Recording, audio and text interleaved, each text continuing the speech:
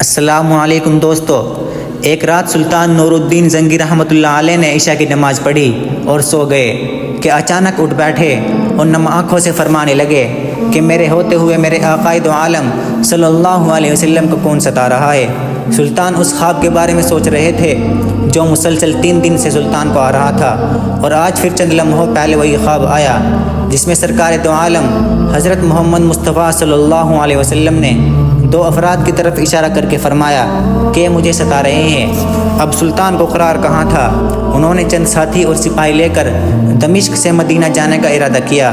اس وقت دمشق سے مدینہ کا راستہ 20 یا 25 دن کا تھا، مگر سلطان نے بغیر آرام کیے یہ راستہ 16 دن میں طے کیا۔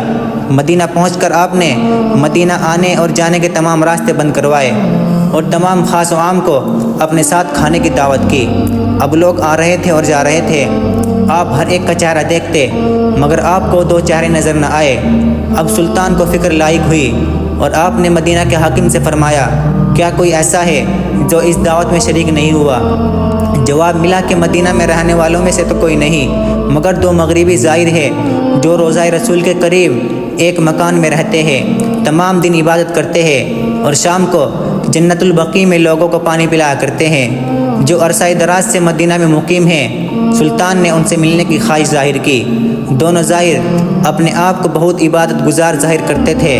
ان کے گھر میں تھا ہی کیا، ایک چٹائی اور 2-4 ضرورت کی اشیاء کہ یکدم سلطان کو چٹائی کے نیچے کا فرش لرزتا ہوا محسوس ہوا۔ آپ نے چٹائی ہٹا کے دیکھا تو وہاں ایک سرنگ تھی۔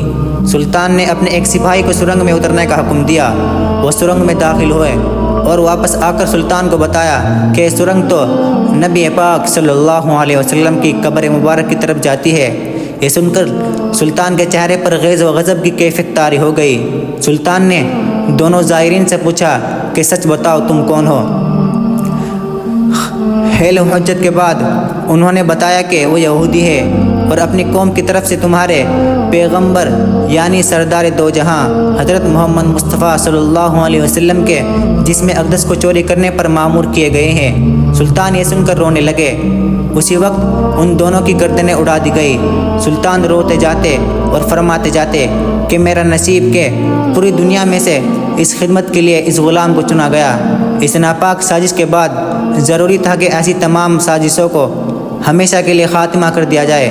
سلطان نے معمار بلائے اور قبر اقدس کے چاروں طرف خندق کھودنے کا حکم دیا یہاں تک کہ پانی نکل آئے۔ سلطان کے حکم سے اس خندق میں پنگھلا ہوا شیشہ بھر دیا گیا۔ بعض کے نزدیک سلطان کو سرنگ میں داخل ہو کر قبر انور پر حاضر ہو کر قدمین شریفین کو چومنے کی سعادت بھی نصیب ہوئی۔